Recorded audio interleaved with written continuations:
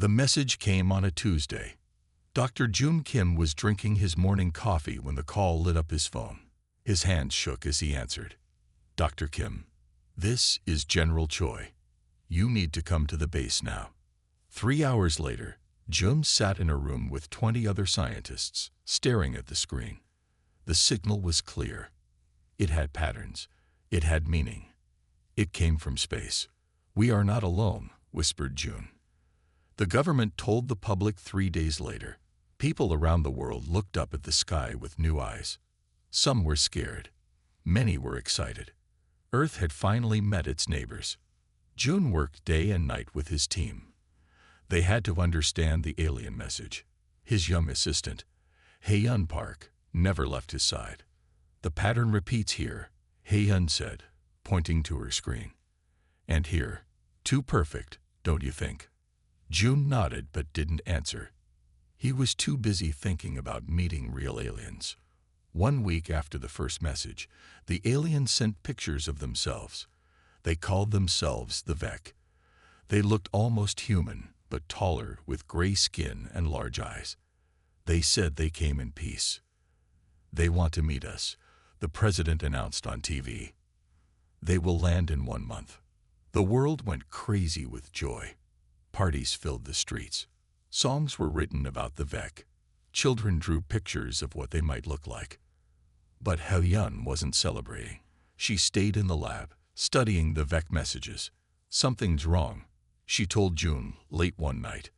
Look at these hidden codes. Why hide anything if they come as friends? Jun frowned at her screen. Maybe it's just how they talk. No. Look here. They ask too many questions about our bodies, our strengths, our weaknesses. Jun put his hand on her shoulder. You're tired. Go home and sleep. Hae-yun didn't sleep. She kept working. The landing site was ready, a huge flat area in the Korean countryside. Tall fences kept people away, but millions watched on TV. The Korean government picked Jun to be on the welcome team. 5 scientists and 5 world leaders would meet the Vec first. The night before the landing, Hae-yun came to Jun's house. Her eyes were red from no sleep. Please listen, she begged. The Vec are hiding something. I found this. She showed him a strange picture hidden in the Vec messages. It showed what looked like aliens hunting creatures that looked human.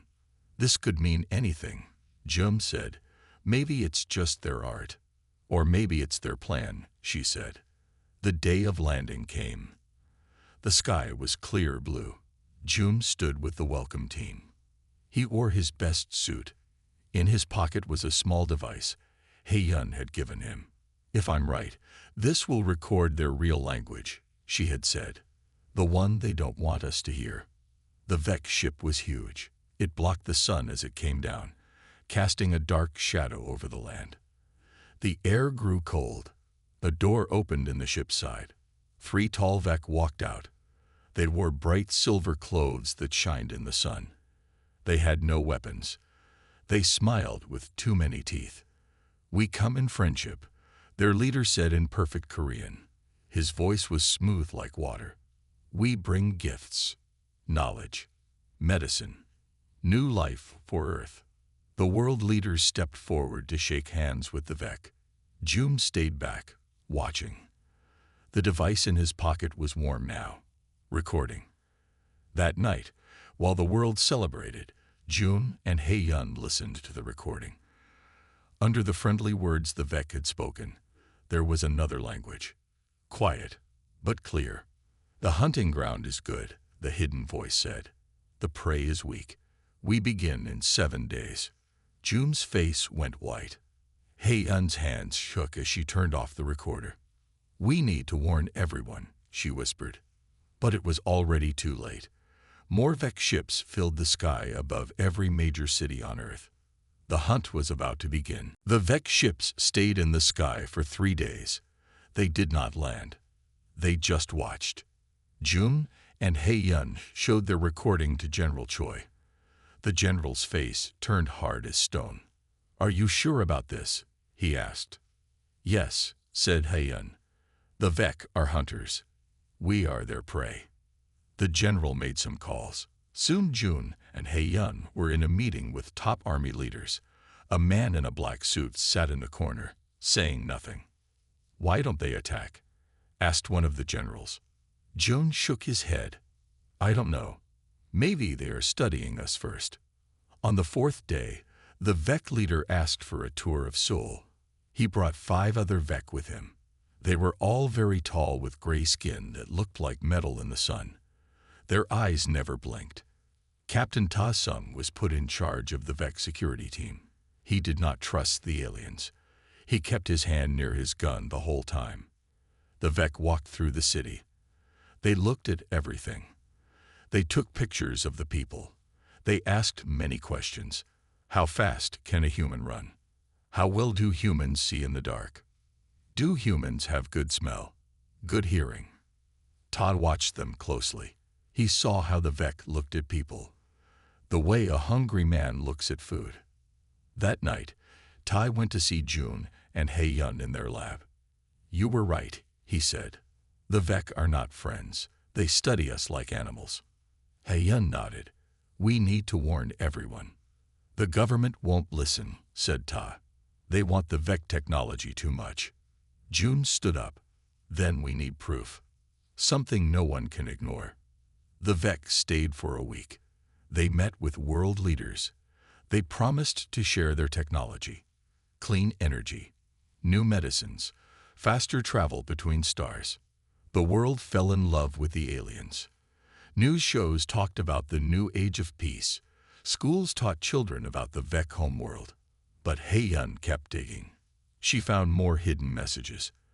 The Vec were talking to their ships, getting ready for something. On the 7th day, June was invited to the Vec ship. He would be the first human to go inside.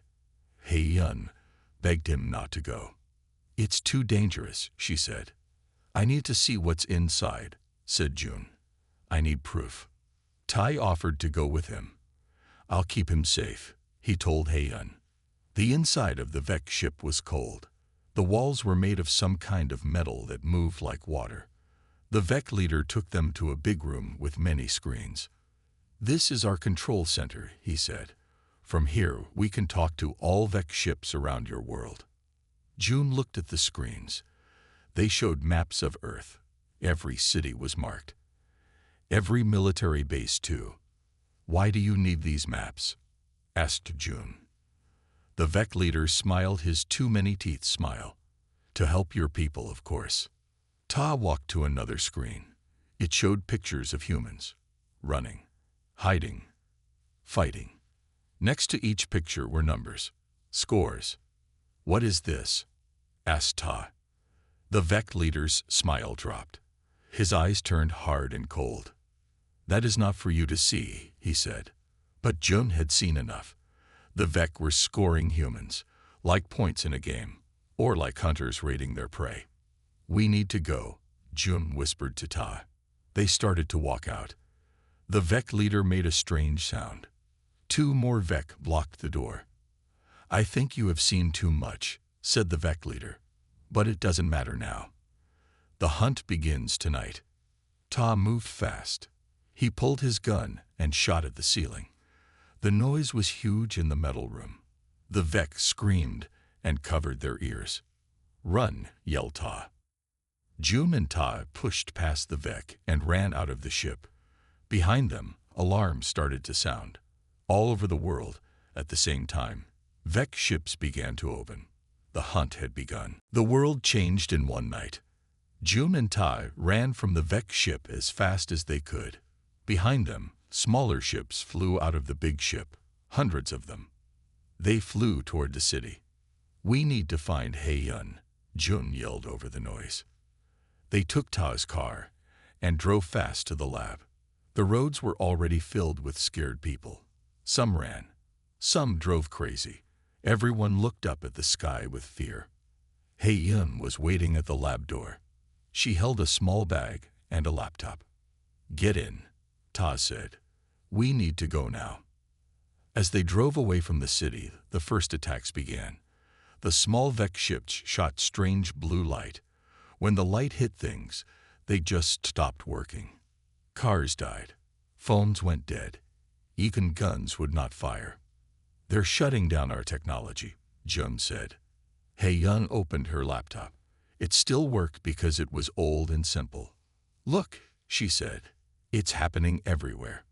On the screen, they saw news from around the world. Vec ships over every city. The same blue light. The same fear. Where are we going? Hei-yun asked. My uncle has a cabin in the mountains, said Ta.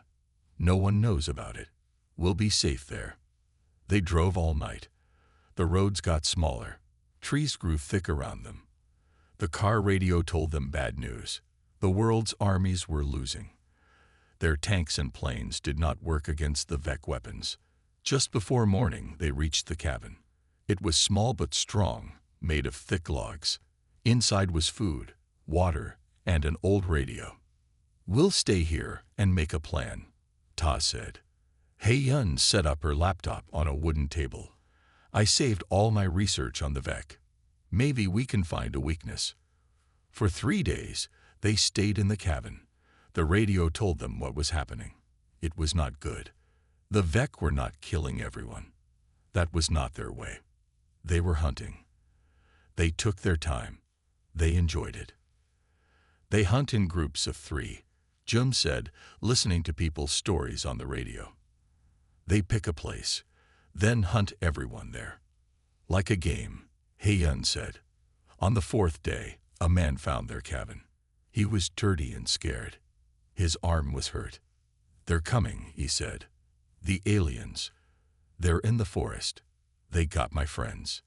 Ta let the man in and fixed his arm. His name was Da-hyun. He was a car mechanic from Seoul. How did you get away? Jum asked.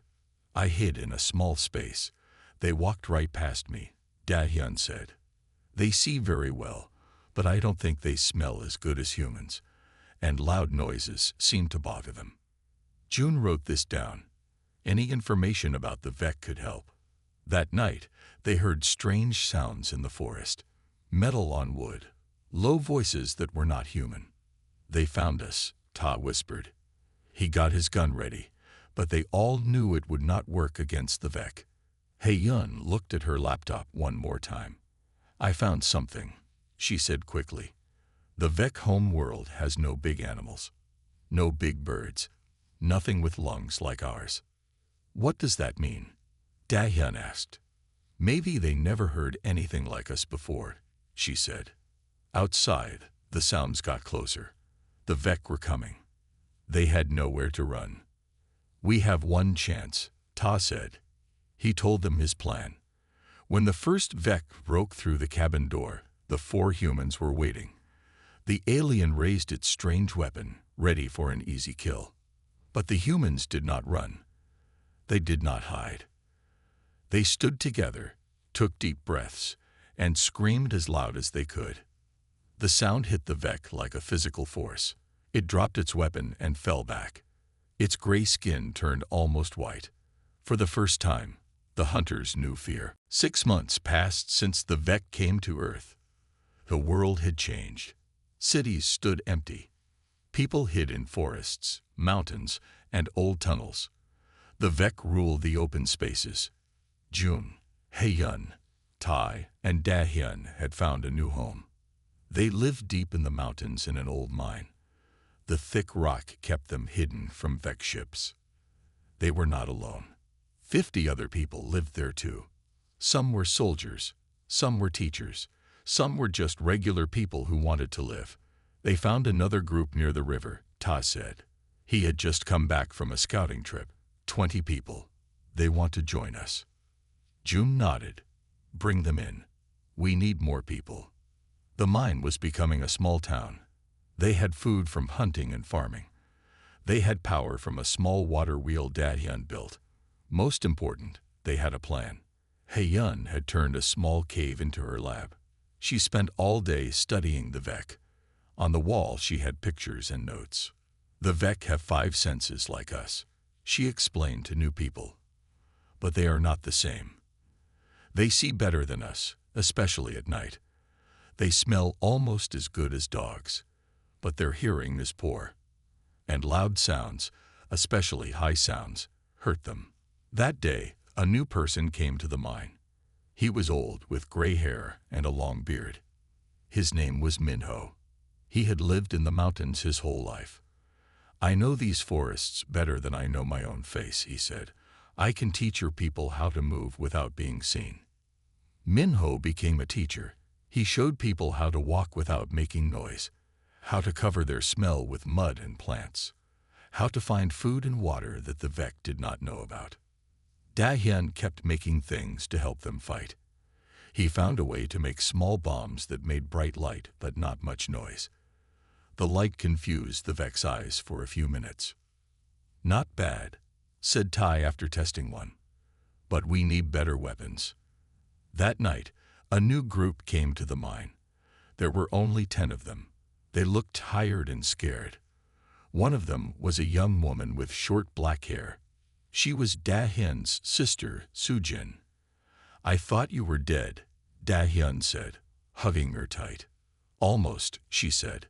"The Vec caught us near the old school. They killed half our group before we got away." "How did you escape?" Jun asked. Sujin looked down. "I screamed really loud. The Vec that was closest to me fell down and started shaking. The others seemed confused. We ran while they were distracted." Haehyun's eyes got wide. "Can you show me this scream?" They went deep into the mine where the sound would not travel outside. Sujin took a deep breath and let out a high, loud sound. It was not just a scream. It was almost like a song, but wild and powerful. Haehyun recorded the sound. Later, she played it in her lab while watching a small piece of Vec skin they had taken from a dead hunter months ago. Under her microscope, she could see the cells in the skin move when the sound played. "This is it," she said to Jun. Her voice hits some frequency that affects Vec biology. "We need to test this more." A week later, they had their chance. A Vec hunting party found one of their food storage areas outside the mine. 3 hunters were coming up the path toward their main door. "We need to stop them before they call for help," Ta said. 20 people stood ready with the few guns they had that still worked. But Jun had another idea. "Sujin," he said, "can you teach 5 people to make that sound you made? Right now?" Sujin nodded. She took 5 people with strong voices. She showed them how to breathe, how to shake their mouths, how to push the sound from deep in their chests. When the Vec were just 50 feet away, Jun gave the signal. 6 humans stepped out of hiding. The Vec raised their weapons, and then the humans howled. The sound echoed off the mountains. Birds flew from trees. The air itself seemed to shake. The Vec dropped their weapons. They fell to their knees. Blue blood came from their ears. And then they ran. The humans watched in wonder as the mighty hunters became the hunted. For the first time, they had hope. Word spread quickly. The howl worked. It scared the Vec. More people came to the mine. Soon they had over 100 people. They needed to know more about why the howl hurt the Vec. "We need to catch one," Jun told the group leaders. "A live one. To study." Ta shook his head. "Too dangerous. We need to understand why they fear our voices." Haehyun said, "If we know the science, we can make better weapons." They argued for days. Finally, they made a plan. Minho knew of a place in the forest where Vec hunters liked to rest. It was a small clearing with tall trees around it. "If we set a trap there, we might catch one," Minho said. They worked for a week to get ready.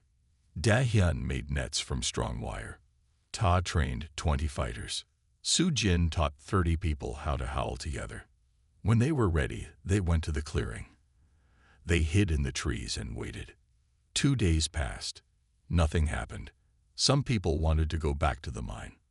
"One more day," Ta said. On the 3rd day, 3 Vec came to the clearing. They wore armor and carried weapons. They sat in the center of the clearing and took out strange food from metal boxes. Ta gave the signal. The nets fell. 2 Vec were caught right away. The 3rd one jumped up and ran. faster than any human could run. Now, Tay yelled. The howlers stepped out from the trees. 30 human voices joined together in one powerful sound. The Vek that was running fell to the ground, shaking. The two in the nets screamed in pain. One of the trapped Vek pulled out a small weapon and shot itself in the head. The other one lay still, blue blood coming from its ears and eyes. But it was alive. They took the live Vek back to the mine. Yun set up a special room with thick walls to keep the sound in. They tied the Vek to a strong metal table. For days, Yun and Jun studied the Vek. They took small pieces of its skin and blood. They did tests. They played different sounds and watched what happened. "Look at this," Yun said one day. She showed Jun something under the microscope. The Vek cells have these special parts that vibrate when they hear certain sounds. Our Howl makes these parts shake so hard they break. But why do we affect them so much? Jun asked. I think it's because of Earth, Yun said. Our planet has big animals that roar and howl. The Vek world doesn't have these animals. They never heard anything like us before. The next day, Su-jin came to the lab. Jun had asked her to bring 5 people who could howl well. I want to test something, he said. Each of you, howl one at a time. I want to see which howl hurts the Vek most. One by one, they howled. The Vek moved a little each time. But when Su-jin's turn came, the Vek went crazy. It pulled against its ties. It screamed in its strange language. Blue blood came from its ears. Stop, Jun said. That's enough. Yun checked her machines. Su-jin's voice hits exactly the right frequency to break the Vek cells. And she has powerful lungs from swimming. She can hold the note longer than anyone. Da-hyun looked proud of his sister. She always won singing contests when we were kids. Ha-yun turned to Su-jin. Can you teach others to howl exactly like you? Su-jin nodded. I can try. It's all about where you put the sound in your head and how you breathe. That day, they started a new plan. Su-jin would train howl teams of 10 people each. They would learn to match her exact sound. Together, they would make a weapon more powerful than any gun. The Vek had hunted humans for sport. Now they would learn what it meant to be hunted back. In its cell, the captured Vek seemed to understand what was coming. For the first time in its life, it knew fear. For 2 weeks, Su-jin trained the howl teams. Every day, they practiced for hours. Their voices grew stronger. They learned to howl together, making one powerful sound. Again, Su-jin would say, feel it deep in your chest. Push the air up hard. Yun recorded each practice. She played the sounds for the captured Vek. Each day, the alien seemed more afraid. One morning, Tay rushed into the mine. His face was serious. We have trouble, he said. A big Vek ship landed near the old bridge. At least 20 hunters are moving this way. Jun called all the team leaders together. They found us, he said. We need to leave. We can't, said Minho. Winter is coming. We have food here. Medicine. If we leave now, many will die in the cold. If we stay, the Vek will kill us all, said Ta. The room was quiet. Everyone knew both men were right. Then Su-jin stood up. We don't run, she said. We fight. Da-hyun looked at his sister like she was crazy. How?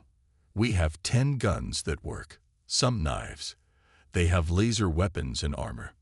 We have our voices, said Su-jin. My teams are ready. Yun nodded slowly. It might work. The Vek we captured is still weak from our tests, and if 20 hunters are hurt all at once, it's too dangerous, said Ta. We should send only fighters. No, said Su-jin. I need all 12 of my best howlers. They argued more, but time was running out. Finally, they agreed to Su-jin's plan. That afternoon, 20 people left the mine. 12 were howlers, including Su-jin. 8 were fighters with guns, including Tai and Minho. June and Hei-yun stayed behind to protect the others if the plan failed. They went to a narrow path between two tall cliffs. The Vec would have to walk single file through this path to reach the mine. "We wait here," said Ta. The fighters hid behind rocks. The howlers climbed to spots on the cliff walls where their voices would echo. As the sun began to set, they heard the Vec coming. Metal feet on stone. Strange voices talking in a language no human understood. The first Vec stepped into the narrow path. Then another. Then 5 more. They moved like shadows in the growing dark, sure and strong. When half the Vec were in the narrow path, Ta fired his gun into the air. The Vec stopped. They raised their weapons, looking for the enemy. Ta gave the signal. 12 human voices broke the quiet. The howl started low, then rose higher and higher. The sound bounced off the cliff walls, getting stronger, filling the narrow space. The Vec screamed. They dropped their weapons. Some fell to the ground. Others tried to run but could hardly walk. Blue blood came from their ears. The howl continued. Soo-jin's voice led the others, showing them how to keep the right note. The sound was so strong now that small rocks fell from the cliff walls. The Vec that could still move began to run away. They pushed each other to get out of the narrow path. They left their weapons behind. They left their fallen friends. The mighty hunters ran like scared children. When the last Vec was gone, the howlers stopped. The sudden quiet felt strange. Ta looked around at the blue blood on the rocks, the dropped Vec weapons. "We did it," he said, his voice low with surprise. "We really did it." That night, they returned to the mine as heroes. People cheered. For the first time since the Vec came, humans had won a real fight. Jun hugged Heaven tight. "This is just the start," he said. "Now we know we can hurt them. We can fight back." News of the victory spread. Tai sent runners to other human camps to share what happened. The message was simple. The hunters can be beaten. The time to fight back is now. 1 year after the Vec came to Earth, things began to change. The story of the Howl spread from camp to camp. People who had been hiding started to fight back. In the mine, Da-hyun worked day and night on a new idea. He took apart old cars and radios to get the parts he needed. "What are you making?" June asked him one day. Da-hyun held up a round metal thing with a handle. "A sound thrower," he said with a smile. "It makes the howl louder and sends it far away." He tested his new tool outside the mine. Soo-jin howled into it. The sound came out 5 times louder and reached much farther. "With this, we can attack from a safe distance," Da-hyun said. Ta was excited. He asked Da-hyun to make 20 more sound throwers. Each howl team would get one. Messages came from other human camps. They too had fought the Vec with howls. Some won, some lost. But all agreed, the Vec were scared of the human voice. "We need to do more than just defend," Ta said at a meeting. "We need to take back our land." "He's right," said Min-ho. "The Vec are staying away from places where they heard the howl. They're afraid now." A plan was made. 5 howl teams would attack 5 Vec camps at the same time. They would drive the aliens away from the whole area around the mine. On the day of the attack, Soo-jin led the strongest team. They went to the biggest Vec camp, which was in an old human town. Tai and his fighters went with them for protection.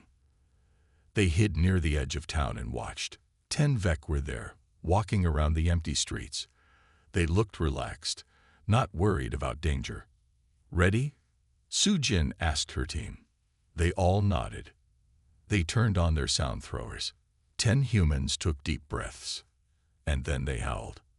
The sound was like nothing ever heard before. It rolled through the town like a wave. Windows broke. Dust fell from old buildings. The Vec fell to the ground, blue blood coming from their ears and eyes. Some tried to crawl away. Others just lay still, shaking. "It's working," Ta said. "Keep going." The howl continued, growing even stronger. The Vec who could still move began to run. They left everything behind. their weapons, their food, their equipment. At the other 4 camps, the same thing was happening. Human howls drove the Vek away in fear. By the end of the day, the whole area was free. For the first time in a year, humans controlled land that the Vek had taken. That night, a new person came to the mine. She was thin but strong-looking, with short gray hair. Her name was Captain G. She had been part of the army before the Vek came. "I heard about what you did here," she said to June and Ta.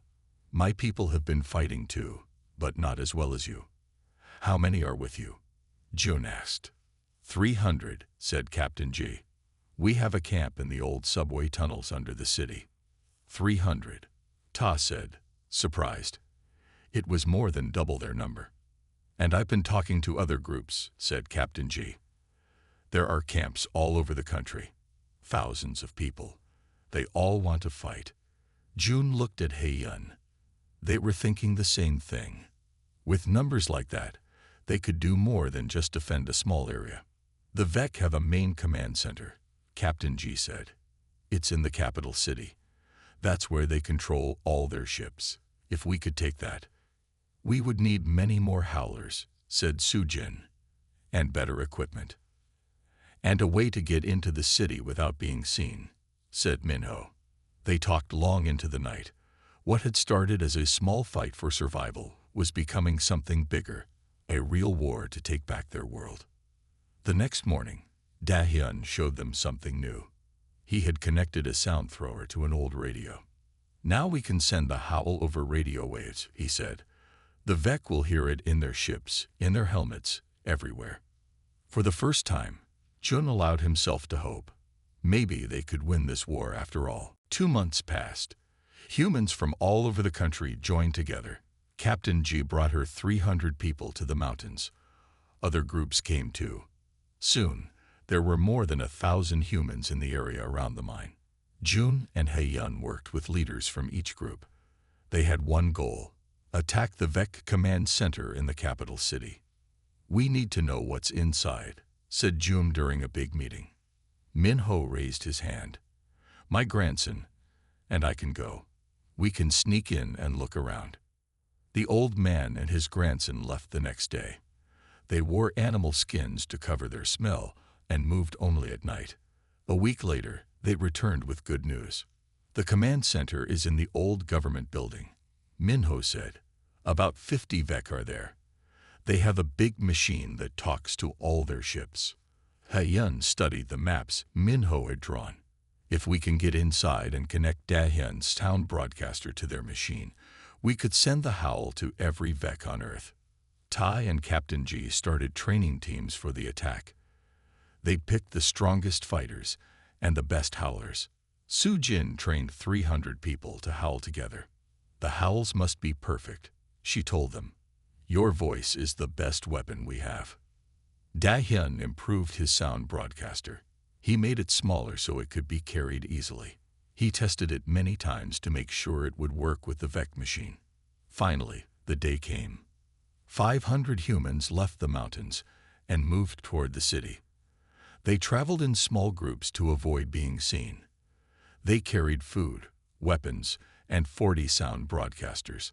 Jun, Hei-yun, Ta, Sujin, Da-hyun, and Captain G led the main group. Minho showed them the way through old underground tunnels. It took 3 days to reach the edge of the city. They hid in empty buildings and watched the command center. Vek guards walked around it day and night. "We need a distraction," said Ta. "Something to draw the guards away." Captain G pointed to an old stadium a mile away. "If some of us attack there, the Vek might send guards from the command center to help." They split into 2 groups. Captain G would lead 200 people to attack the stadium. Todd would lead the rest to the command center when the guards left. The next morning, Captain G's team was in place. They turned on their sound broadcasters and waited. At noon, they attacked. 300 humans howled together at the stadium. The sound was so powerful that it could be heard for miles. At the command center, most of the Vek guards ran toward the stadium. Only 10 stayed behind. "Now," said Ta. His team moved quickly to the command center. The few Vec guards were ready. They shot their strange weapons. 5 humans fell, but the others kept moving forward. Su Jin led 50 howlers in a strong attack. The guards dropped their weapons and fell to the ground in pain. Tai and 20 fighters ran into the building. They found some Vec inside and fought them with guns and knives. It was hard, but they won. Hae-yun, Jun, and Da-hyun followed them in. They found the big machine Minho had described. It filled a whole room with lights and screens. "This is it," said Hae-yun. "This controls all Vec ships and communications." Da-hyun got to work. He opened his bag and took out the special sound broadcaster he had made. It was small but very powerful. "I need 10 minutes," he said, connecting wires to the Vec machine. Outside, more Vec were coming back from the stadium. They had realized the main attack was at the command center. "We need to hold them off," said Ta. "Give Da-hyun time to finish." Su Jin gathered all her howlers. They stood in a circle around the building, ready to howl. The Vec were closing in. This would be the biggest fight yet. Everything depended on the next few minutes. Victory or death. There was no middle ground. The Vec surrounded the command center. There were at least 100 of them now. They moved in slowly, weapons ready. Inside, Da-hyun worked fast to connect his sound broadcaster to the Vec machine. His hands shook, but his mind was clear. 3 more minutes, he called out. Tai looked out the window at the approaching Vec. "We don't have 3 minutes." Su Jin gathered her howlers in a circle. "We'll give you the time," she said. "Get ready to howl like you never have before." Outside, the first Vec reached the doors of the building. They tried to break in. The human fighters shot at them, but there were too many. "Now," shouted Su Jin. 50 human voices joined as one. The howl started deep and low, then rose up like a storm. The sound echoed off the buildings around them, growing stronger and stronger. The closest Vec fell to the ground, blue blood flowing from their ears. Others backed away, dropping their weapons to cover the sides of their heads. "Keep going," Su Jin shouted between breaths. "Don't stop." The howlers pushed harder. Their faces turned red with effort. Some fell to their knees, but still they howled. Inside, Da-hyun made the last connection. "It's ready," he shouted. Hae-yun rushed to help him. "We need a voice," she said. "The strongest one." "Get Su Jin," said Jun. Tai ran outside. The howl was still going, but the Vec were trying to move forward again. Some had put metal covers over their ears. "Su Jin," he called. "We need you inside." She nodded and ran in while the others kept howling. Inside, Da-hyun showed her where to stand. "Howl into this," he said, pointing to a small metal cone. "It will send your voice to every Vec ship and helmet on Earth." Su Jin took a deep breath. Her throat was sore from howling already, but she knew what she had to do. She put her mouth to the cone and let out the most powerful howl she had ever made. The sound went into Da-hyun's machine, then into the Vec system. All over the city, Vec fell to the ground in pain. In their ships, in their camps, wherever they were, they heard the howl. There was no escape. Back at the command center, Hae-yun watched the Vec screens. They showed maps of the whole world, with little lights where Vec ships were. "It's working," she said. "The ships are moving. They're leaving their positions." Outside, the Vec around the building were in total panic. They ran in all directions, trying to get away from the sound that filled their heads. Da-hyun adjusted his machine. "I can make it even stronger," he said. Su Jin nodded and howled again. This time, all the human fighters joined in. The sound was so powerful that the windows of the building broke.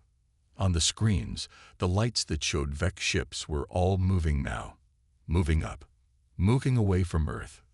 "They're retreating," said Jun, his voice filled with wonder. "They're actually leaving." The Vec in the city ran to their small ships. The ships took off, flying up to the big motherships high above Earth. The mothership's engines glowed bright as they moved away from the planet. The howl continued for hours, broadcast around the world. Humans everywhere heard it and knew what it meant. The Vek were running away. 3 days later, the last Vek ship left Earth's sky. The hunt was over. In the command center, Jun found something interesting on the Vek computers.